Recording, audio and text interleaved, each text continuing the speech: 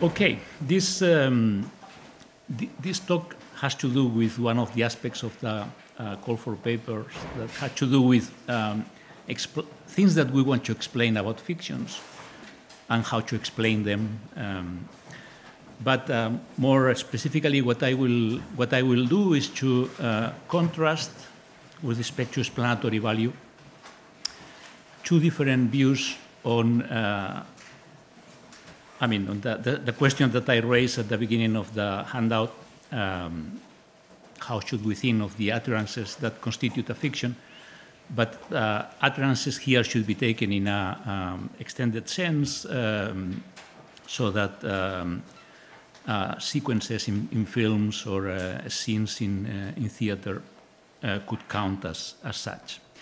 And so I'm contrasting that traditional view in analytic philosophy, Frege already held that, which I call mere pretense, the view that, so they are the speech acts that, especially the important speech acts that we typically do by default with sentences in the declarative mood or in the interrogative mood or the imperative mood or other ways of indicating forces. So they would be assertions, questions, orders. There are these representational acts, and then there is the simulation of that. And the utterances in fictions are just that, simulations of the other things, assertions and whatever. Typically assertions, and we will focus on that. And I want to contrast this, that as I say is the Frege defended that in sense and reference, and then most analytic philosophers until Walton took that for granted, many times without any argument. Austin, Kripke, Van Inwagen, David Lewis. I think Walton changed that, although he doesn't like to speak in terms of speech acts or any other things, but he suggested an alternative, which is to say, in these terms that Walton doesn't like, that no, these utterances are just one more speech act, one more representational act with its own defining features. So that depends. All speech acts have properties that everybody would agree that all of them express mental states of the speaker, convey that the audience should be in mental states, are beholden to norms. Everybody would agree on that. There are different views on what of these things are constitutive or defining of the acts, but we don't need to enter into that. So we could take, broadly speaking, assertions as expressions of belief. Then the utterances constituting fictions, which I will call fictionalizings, express imaginings, let's say. I mean, as I say, for my purposes, we don't need to enter into the details of these two views, the dedicated representation view and the mere pretense view. I say mere pretense because everybody would agree, too, that fictions typically are conveyed through pretense. Theater and films is a particular case of that. We have actors pretending to make ordinary speech acts, assertions, orders, and whatever. The difference between the two views is that on the dedicated representation view, that is not essential. It's not sufficient, it's not necessary, something else is essential. And this something else is the inviting imaginings, however we characterize that. So that could happen without any pretense. So there could be fictions that are fictional utterances that are fiction, but they don't involve pretending to assert or pretending to do any other speech acts. That is the crucial difference. So in the first part of the handout, so there, as I said, until Walton, almost all analytic philosophers took for granted this view without articulating it, without caring to articulate it. Two people did that. The best known is Searle in a influential article in 1975. Earlier, Margaret MacDonald did exactly the same, much better, I could say, without the same recognition, unfortunately. So both of them articulate the alternative view that they want to reject in different ways. Margaret MacDonald's articulation is much closer to what I would subscribe. This is in 7. She describes the alternative view referencing more as the origin of the idea, as the view that the fictional character of the propositions in fictions consists in the fact that they are merely proposed for consideration, like hypotheses and, or suppositions or whatever.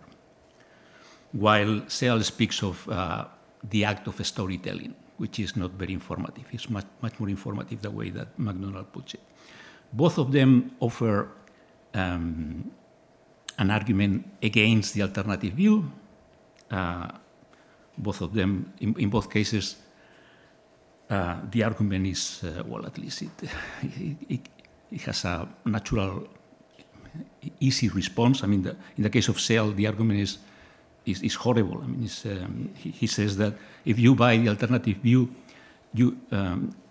it follows that to understand fiction, people need to understand new meanings for all words in the language. This is what he literally says.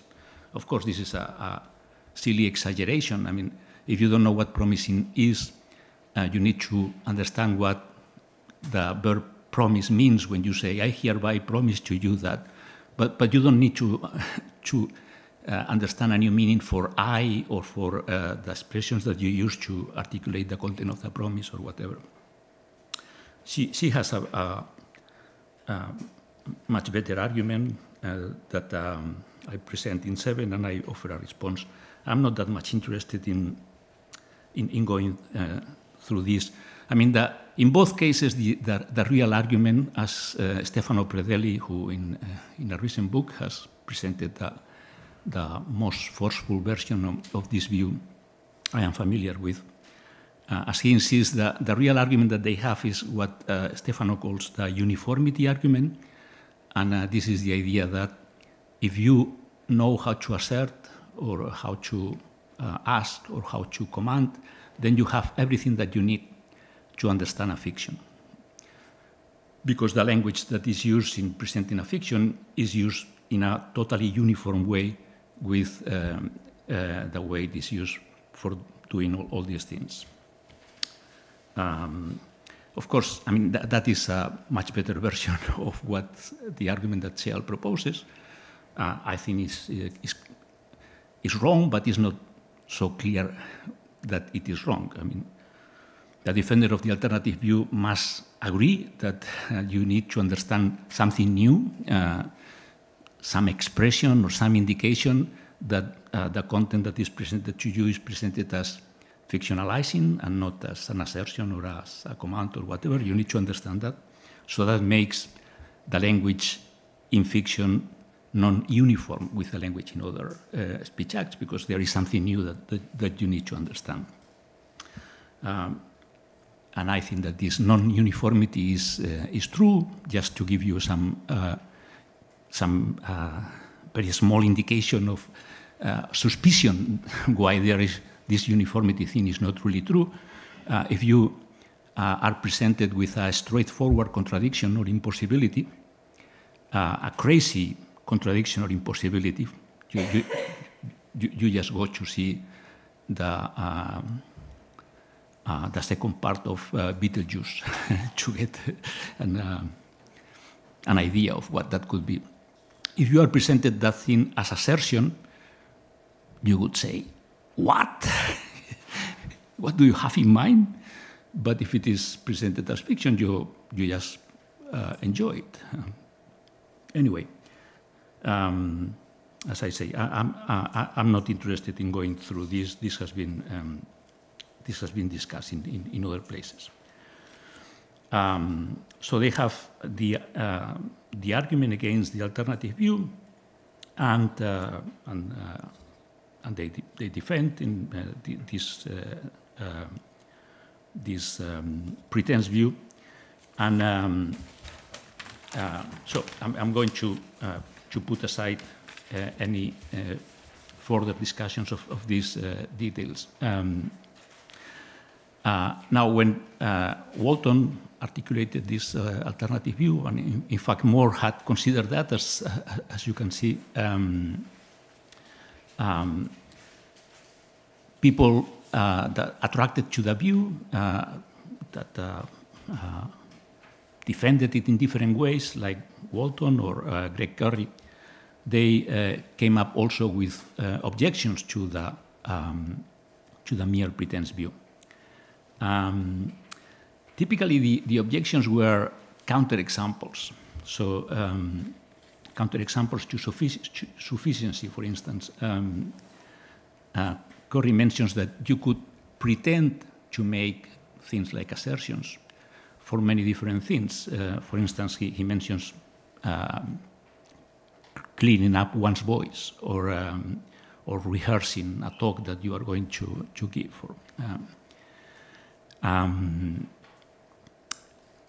But it doesn't seem that you are creating a fiction by doing that.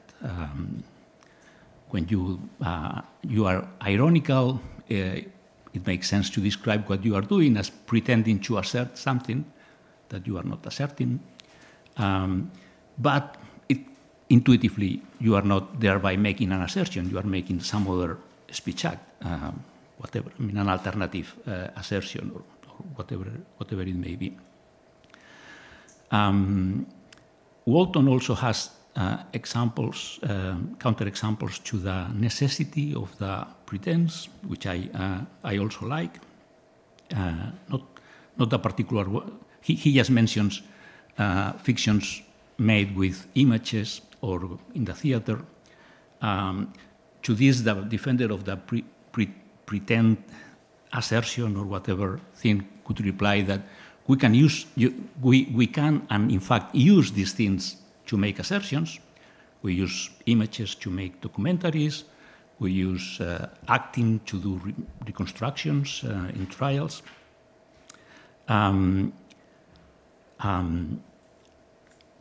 But what to me are better examples are cases in which it seems clear that the author is not presenting what he or she does as in any way asserting or pretending to assert anything. Cases of Brechtian distancings are, to me, good counterexamples to the necessity. But again, I'm not that much interested in this, because I think that there is behind these counterexamples something deeper. And this something deeper is what I take to be the argument that at least convinces me that this mere pretense view is not on the right track. And this is what I want to present here.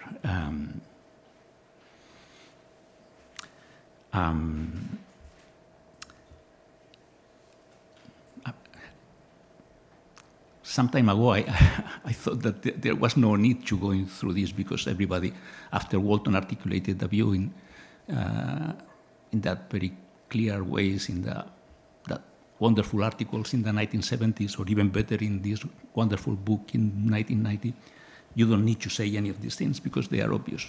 But I have realized that they are not. So it's there are still people. I mentioned Stefano. Predeli. So it is worth considering what I take to be the deepest arguments against the mere pretense view, and the reasons for going in favor of some version of the dedicated representation view, and to engage in the task of articulating it in the best possible way.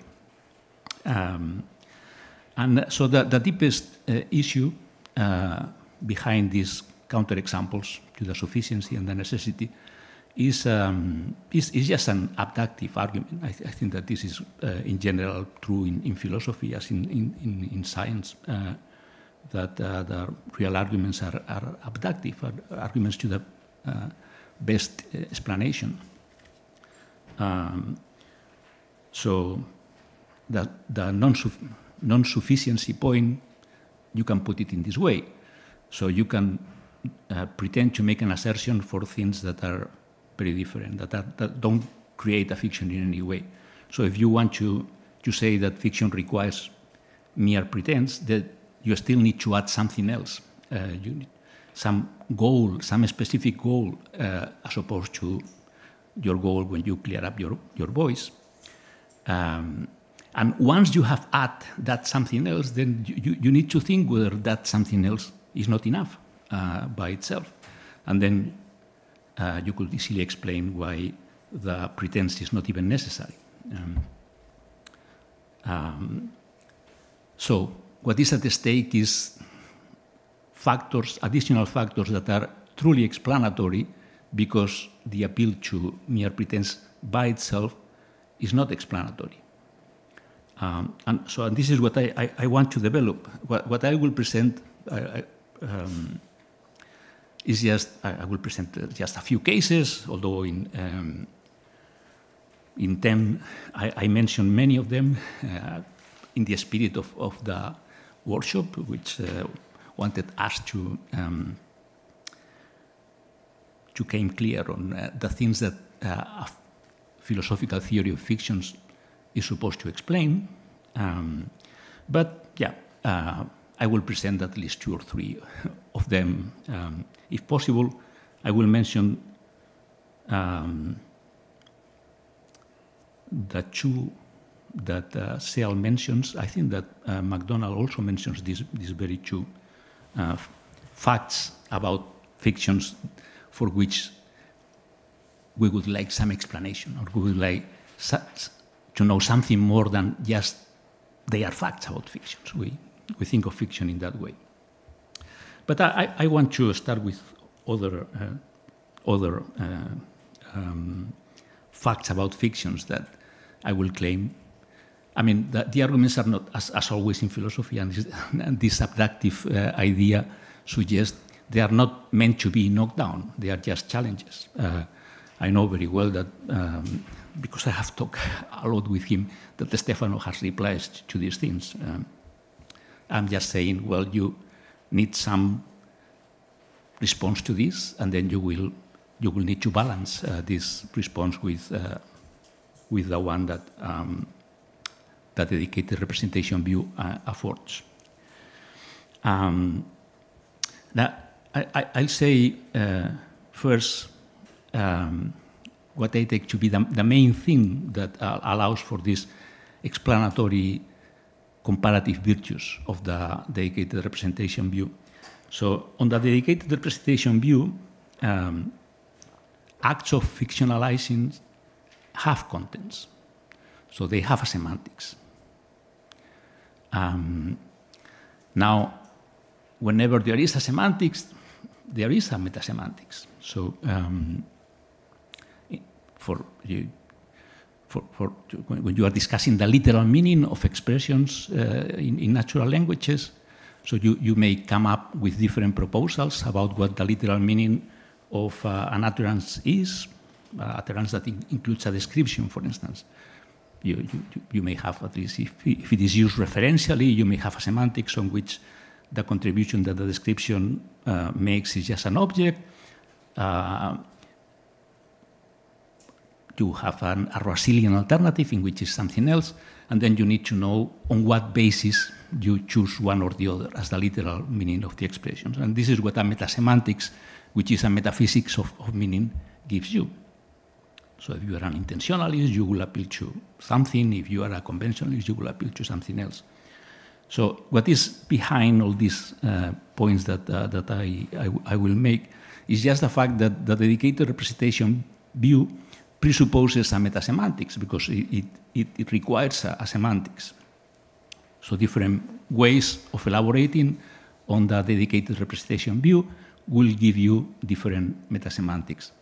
But this will be enough, or these resources will be very helpful to explain other things that we take for granted a good theory of fiction should explain. While the dedicated representation view has much meager resources and then is much more limited. That is the main idea that I will try to illustrate with different cases. Okay, so I will start with the last one that I have. After rethinking the talk, I thought that it's better to start with this.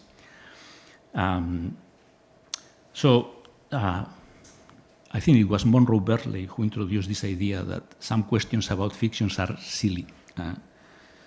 Lewis uses that for cases of indeterminacy in fictions, things that how many children Lady Macbeth has, things like that.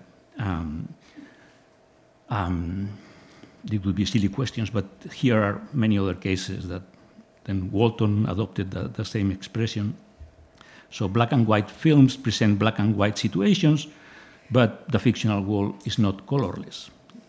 It's just that the chromatic character is left indeterminate. Then it would be silly to ask how the represented world came to be deprived of color. Films about Vietnam, American films about Vietnam, had Vietnamese peasants speaking in English, but it would be silly to ask how they learn it. Well, the same with the story Soprano. You see the way that Othello speaks English. So in another article, I articulated this definition of what these silly questions are. So silly questions are silly, so they are wrong. The act of asking them is wrong. It makes a mistake that betrays what questions are for. And the kind of mistake in this particular case that I thought gives a general account of what they are is this. So these are questions that target the character of a fictional world, the nature of a fictional world.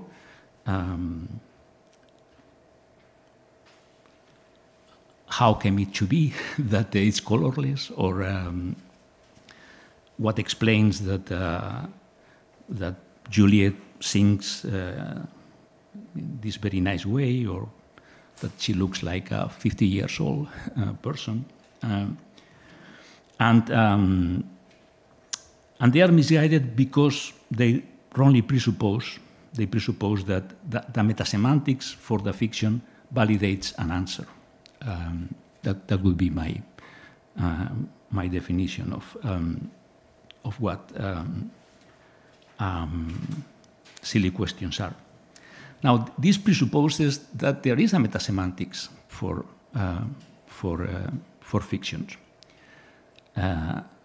with its corresponding metasemantics, and so here the challenge is how this mere pretense view can give you some alternative account of what silly questions are, or what makes these silly questions really silly.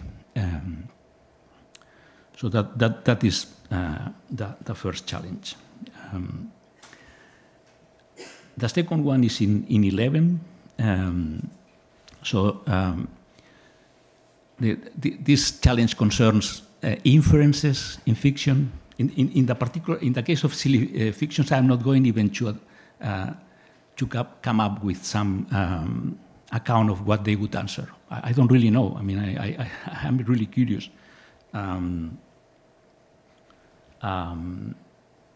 It's already going to be 25, no?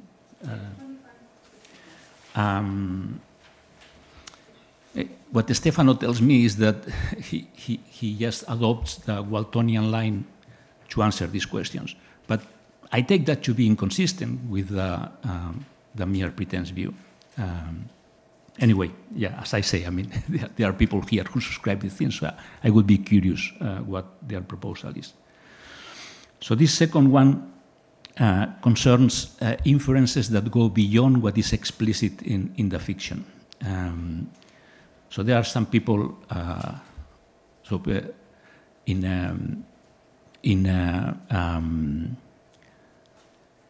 truth in fiction, David Lewis offers several possibilities. In fact, he is open to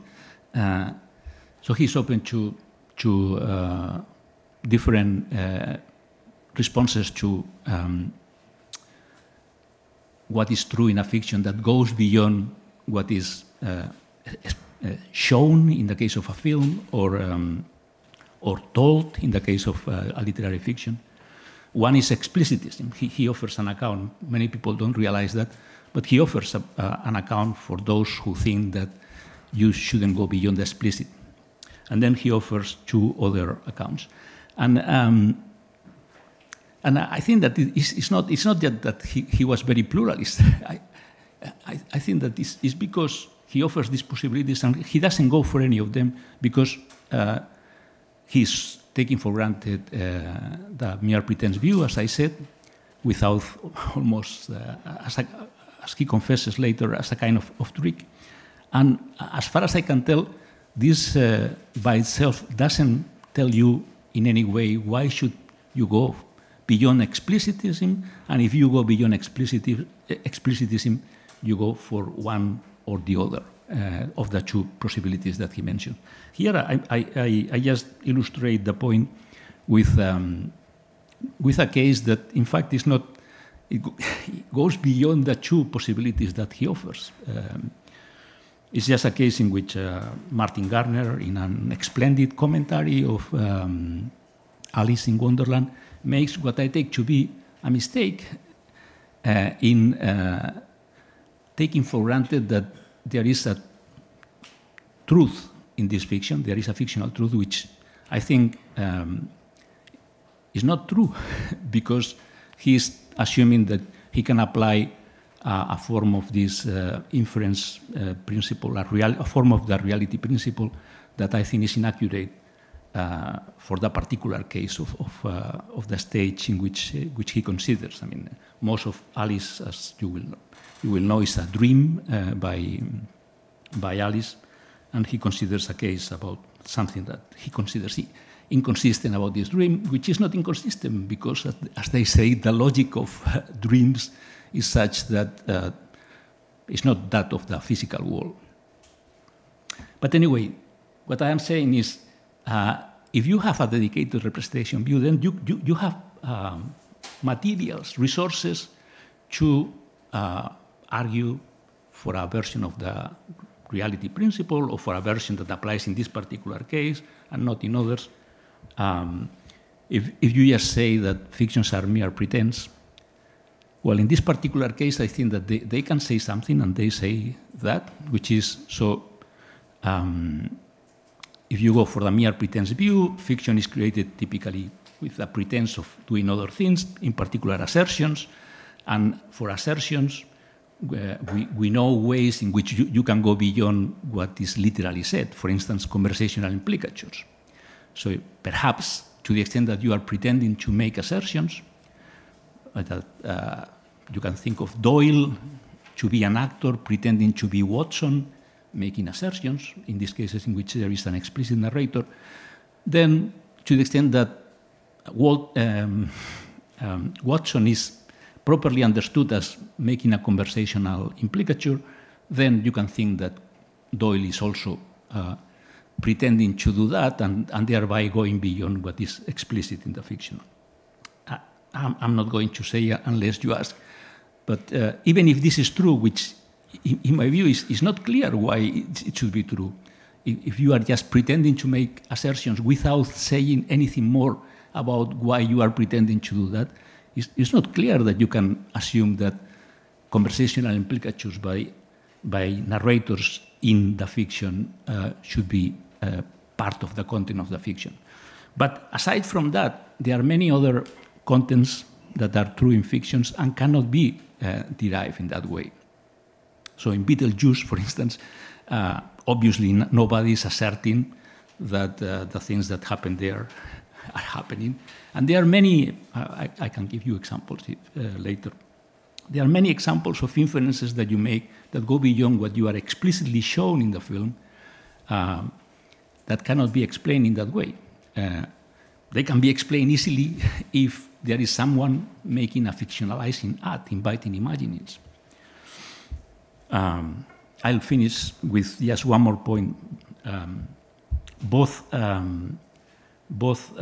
MacDonald and Searle are realists about some claims about fiction. So when you say Sherlock Holmes was created by Conan Doyle, they say that in that particular case, the term Sherlock Holmes refers to something. And that's something that it refers to. Searle is unclear, as always, but MacDonald is clear that is part of the representation. It's a representation, which is very well taken. And again, if you think that fictionalizing is an art with a semantics, it's very easy to explain how the author, in creating the fiction, has created the Sherlock Holmes part of that. But once again, if you don't have those resources, it's difficult to, or at least I don't really know how you could explain that in presenting the fiction maker creates a fictional character. Okay, so these were these three illustrations of the objection. Thank you.